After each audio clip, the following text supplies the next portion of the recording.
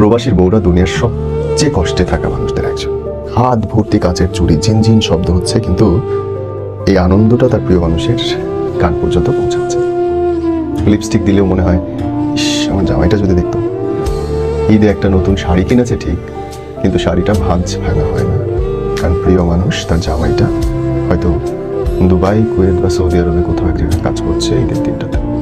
প্রবাসীর বউরা বেঁচে থেকে আসলে মৃত।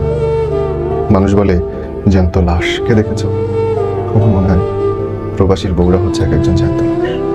স্বাদ আহ্লাদ, বয়স, রাত্রেবেলা ছটফটানি, চতুর্দিকে মানুষের কোলাহল, কিন্তু সে বড্ড একা।